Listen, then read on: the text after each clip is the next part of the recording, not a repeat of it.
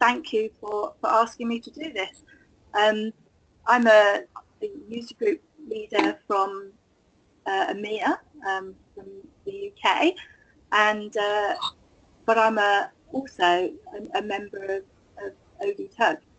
I've been involved in the user group world for about 15 years, I suppose, and you know that Oracle has 450 user groups, and that doesn't include the Java group. So very pleased to be part of this. My background is in Business Suite, but over the last 8 or 9 years I've been very involved in the Fusion applications, but incredibly interested in the technology that's underneath it. And on the webinar with me this evening is Natalie, who needs no introduction, but Natalie, I would like you to just say a few things about yourself. Sure, thank you, Deborah. Natalie Delemar, I'm the current ODTUG president. I'm an EPM architect, so I've been in the EPM space, the Oracle EPM space, for the last 18 years. Started out with Essbase and then transitioned over into planning around 7 or 8 years ago. I've been involved in user groups since 2002 with Hyperion user groups, so that was a non-Oracle user because that was before the acquisition. And then since the acquisition of Oracle, of Hyperion by Oracle, I've been involved in ODTUG since 2008.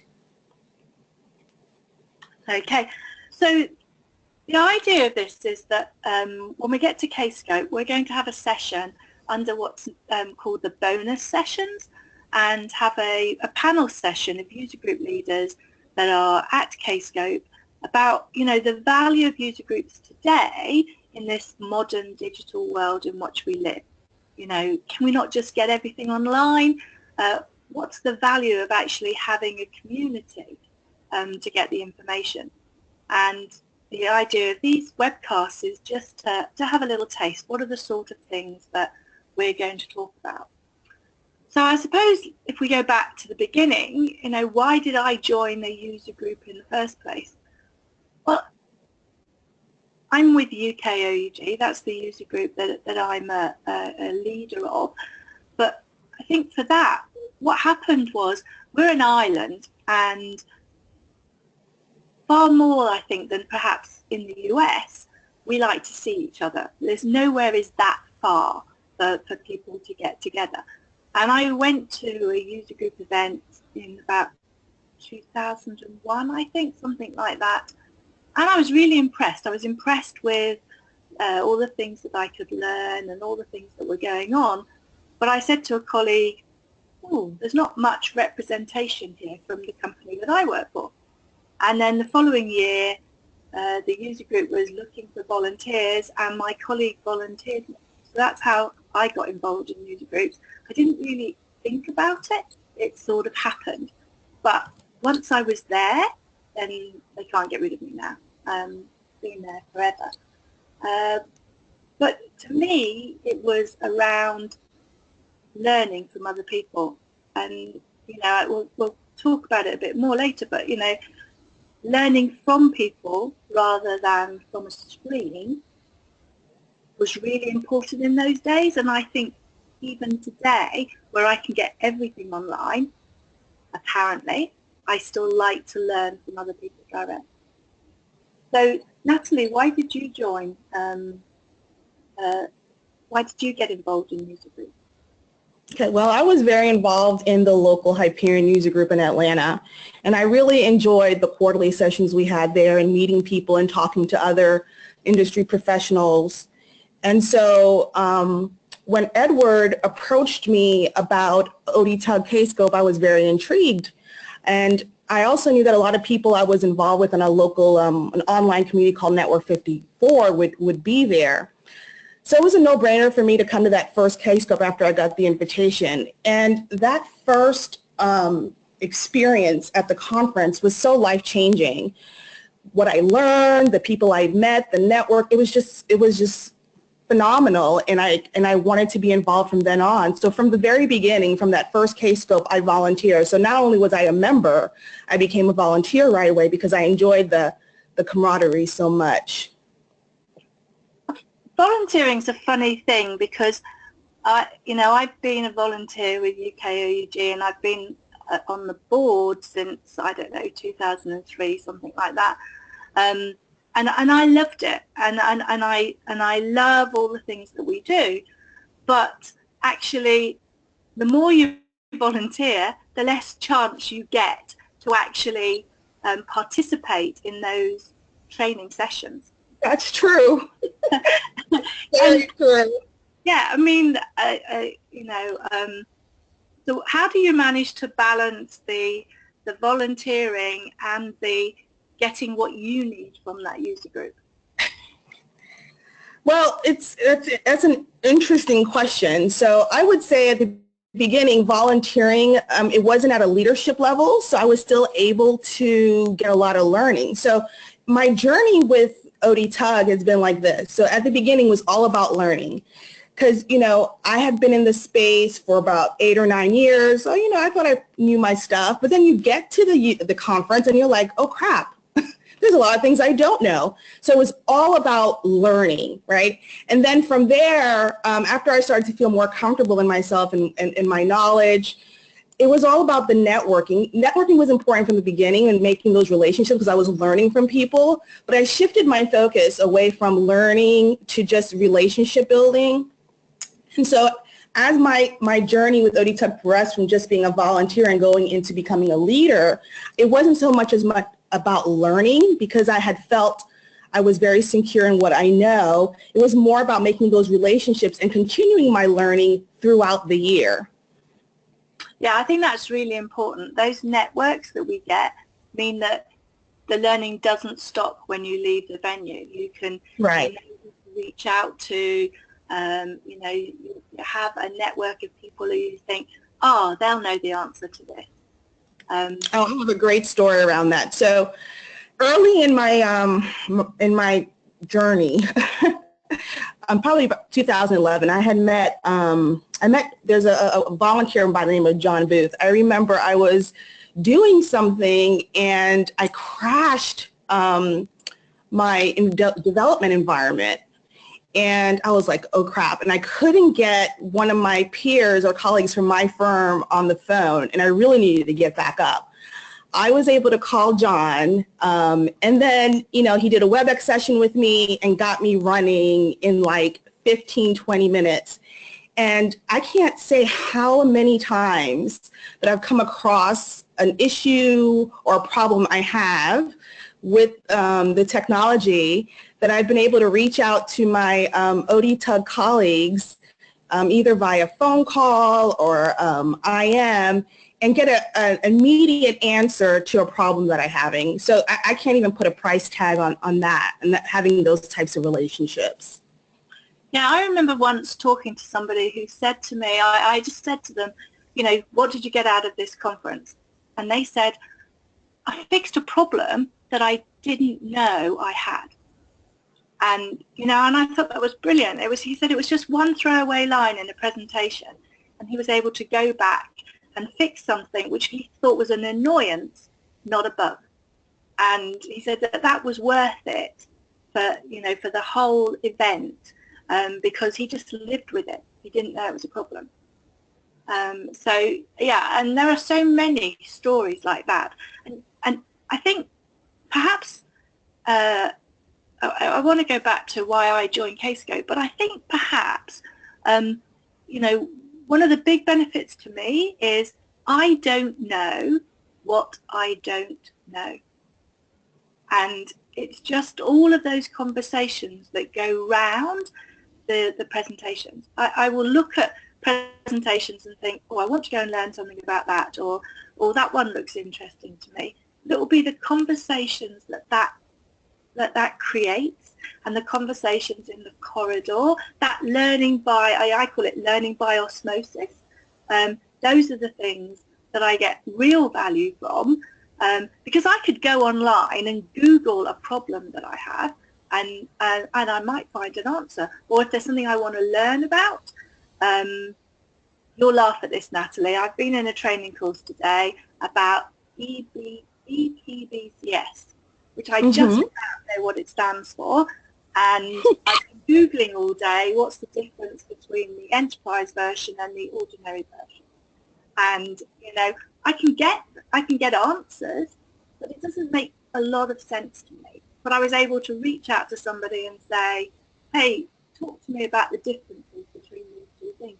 And I didn't know that I didn't know that, because I didn't know that there were two different things. I thought it was different people talking about the same product. And that's the sort of thing that I get from the user group. Yep. An understanding of it. But I think, you know, I said, does volunteering mean that that you have a that you miss out on all of that learning? And I think, to me, I have suffered from that. My job, my day job, is around the applications, and my particular interest is the technology that's running those. Okay, but part of my job is to make sure that my organisation, I look after the Alliance with Oracle, is to make sure that my organisation is aware of the things that are going to be relevant to them. And, you know, anybody who works in the Oracle world knows that you could spend all day, every day, keeping up with them, but then you wouldn't get your job done. And so there are, in my user group, sessions that would help me with that technology, but I don't have time to go and attend those. So several years ago, I started going to Kscope as a delegate, perhaps presenting, you know, the odd non-technical session, and learning about the technology that was underneath my application. And like you said, now there are people who, if I don't understand it, or, you know, if I don't understand how the two things intersect, I can say, hey, what about this? What about that? So I actually come to Kscope for my learning so that I can concentrate on my volunteering in my user group, if that makes sense. Yes, absolutely. I think, was it a couple of years ago? It's a place where I come to power up my low technology. The low T.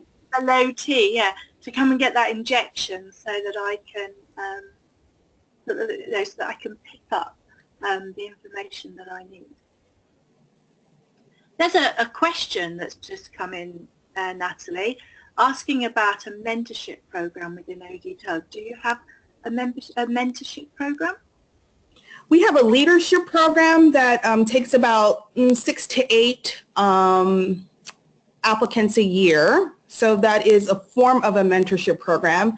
At the conference, we do have a new attendee session or a meeting where people will be there to talk about the conference and what you can get out of the conference for new people. But we do not have a formal mentorship program. Do you do anything for first-time speakers? No, you know, we have the welcome reception, but as far as for first-time speakers, I don't think we have a formal, we don't have a formal, you know, membership, you know, a formal mentorship program. That might be worth thinking about. I know we don't do it formally, but we ask first-time speakers if they'd like to talk to someone who's done it before, and then on a, you know, on an ad hoc basis, ask them. Yeah, that's a good idea. I was at Collaborate. I saw you just a few weeks ago, and I was sat in the speakers area, and there was a woman who was obviously nervous about her presentation, and I just said to her, you know, is this your first time speaking? And she said, yes, it is, and I'm really nervous. And I said, well, what are you talking about? And she said, well, I came last year because I had a problem with my accounts reconciliation. She was an apps financials user. I said, I have a problem with my reconciliation, and I thought I might get the answer at that special interest group. But what I actually learned was that everybody had the same problem, and it was more about how the records are processed rather than the actual business process. And so I came away feeling good that I wasn't doing something stupid, but still frustrated that I didn't know the answer. So her boss had said to her, take some time out and investigate it. And she'd come back to present the answer, which I just thought was an amazing story of somebody speaking for the first time on something that just 12 months ago she thought she was doing something silly. And I think, we all love to hear, not when people have got a problem, but how people approach how they're using their IT and how to get the best out of it.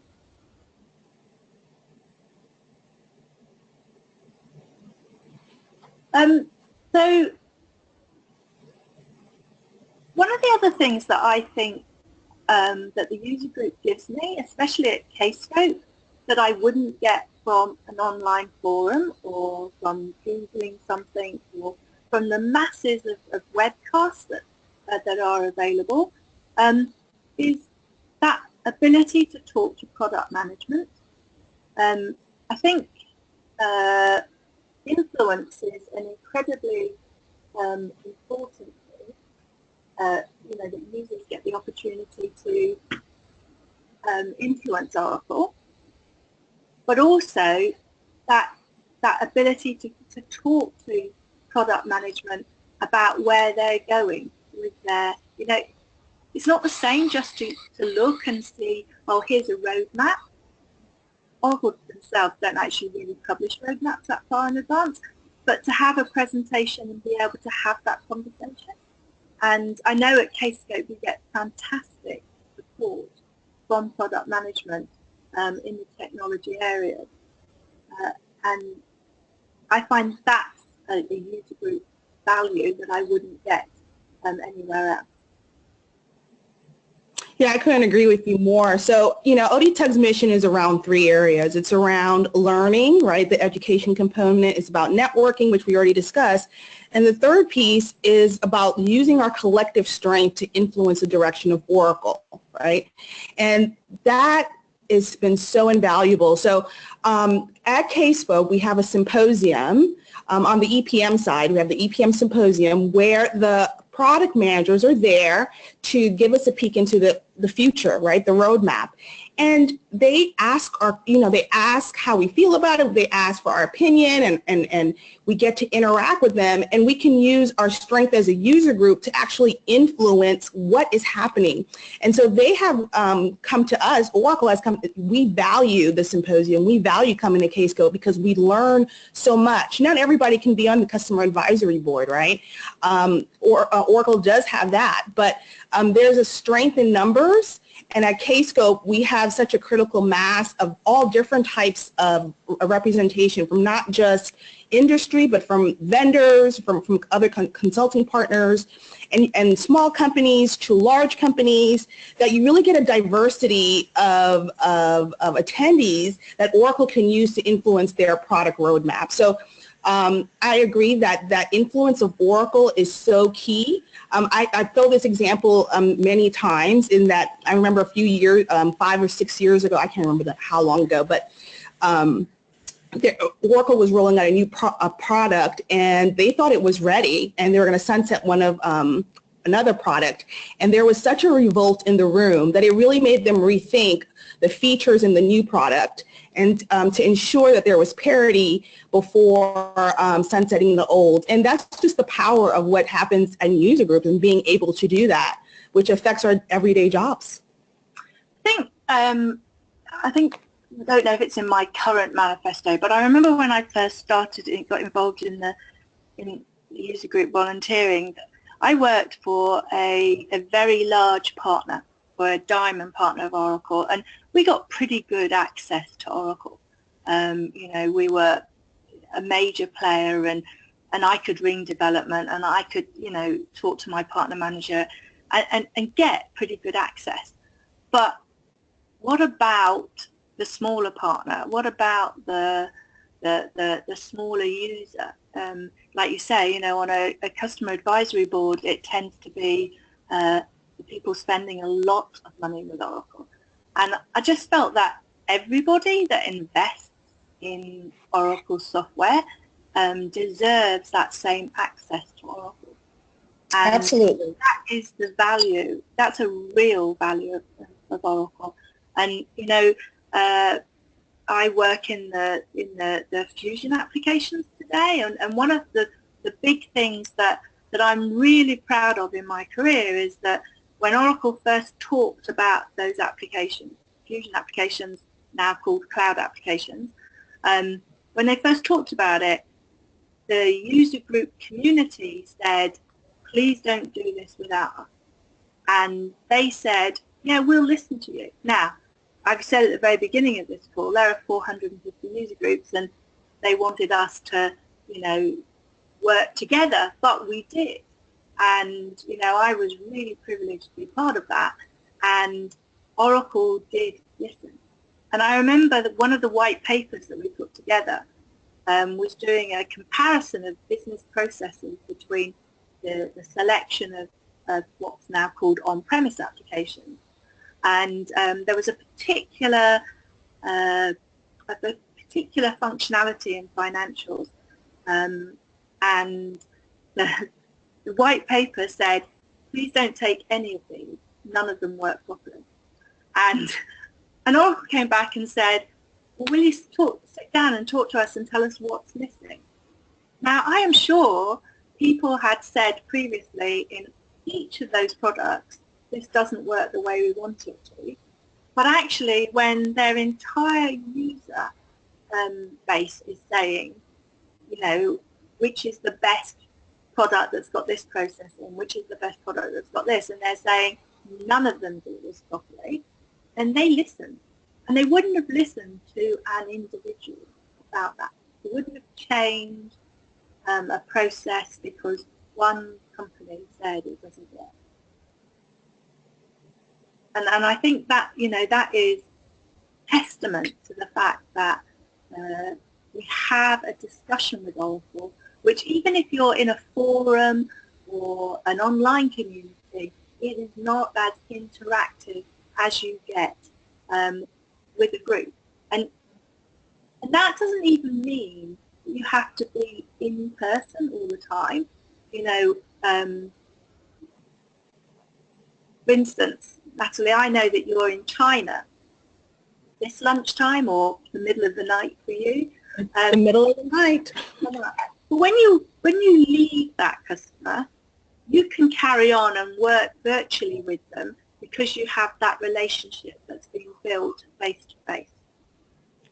And so we can carry on our learning and our influencing of Oracle through different forums once we've got that community in place. And so the user group doesn't have to be face-to-face all the time, but it builds that working relationship that we can continue whilst we're learning and talking to Oracle.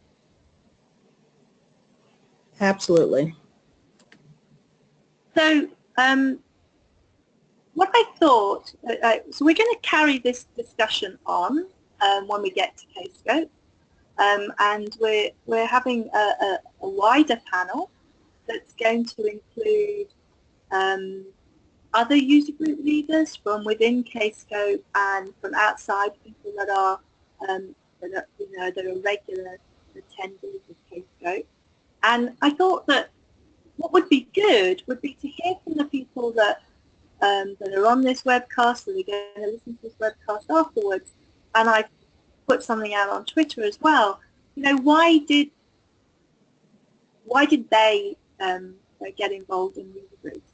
And so I just thought, you know, why don't we hashtag why user groups in Kscope on Twitter, and I'll collect them up, and you know, if I get loads of stories, I'll write a blog, but we'll showcase some of them when we get to San Antonio. And you know, we all have different reasons. There's some very definite themes, but just some of the positives in the story about some of the things that we've done.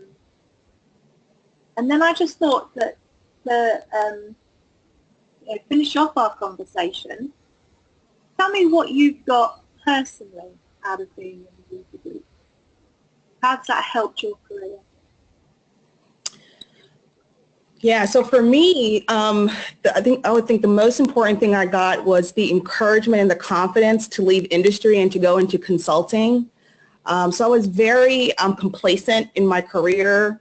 I really enjoyed the technology, but I was doing sort of the same thing over and over again. And going and being part of that larger community and my learning and my confidence level, I was introduced to some people who were looking to expand their consulting company. And, you know, when I first joined, I would have never thought that, you know, it would be something I would be interested in or have the capacity to do. But over time, my confidence level grew and my learning grew, and I took the leap of faith and I left my, you know, nice cushy job in industry and went into consulting, and I've enjoyed it. The kind of work I do it's much more diverse work, much more compelling and more architecting as opposed to being on the industry side, which was more around run the system as opposed to architecting and developing. And so I have Odie Tug to thank for that. I don't think I would have ever made this career change if it wasn't for my involvement in Odie Tug and the people I met and the learning I got and the encouragement I got and the introductions I received from the community. I think I'm slightly different. I never worked in industry. I've always worked in the consulting side, but I certainly got that knowledge and that confidence. And I remember very early on going to a presentation that says, so you want to present at conference. And I noticed that that's also a topic that's in the K-Scope bonus sessions. And I would recommend that to anybody who hasn't given a presentation but who's thinking about it, however tiny that thought is, because you know, when I stand up on that stage, I love the fact that I know I'm going to learn something. It's a bit selfish. I quite like the recognition as well that I do know what I'm talking about, but I always learn something as well.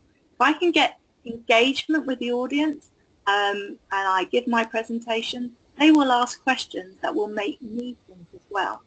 And it's a great way, you know, I'm still learning in my own area of expertise as well as all the other things that affect what I do every day. So as we finish up here, I'd just like to say, I don't know who the people are that are on this webinar, and what I would say is that if you're not registered for K-Scope, make sure you come and join us. It will be fantastic. You will learn so much. You will meet people who will be able to help you once you've left there. And I think, yeah, it is fun. And, you know, I think we said that on Twitter that we wouldn't do this if we didn't enjoy it. We've talked a lot about the education, but there's fun and there's an awful lot more to it. And we will be in San Antonio and we'll carry on that conversation. And I hope that that conversation can be more interactive because we will be in person. So I'd just like to thank again that opportunity to come and speak to you. And do get involved, do join in the conversation, and we'll see you all in June. Thank you very much, Deborah. Thank you. Thank you both, Natalie and Deborah, for being with us today.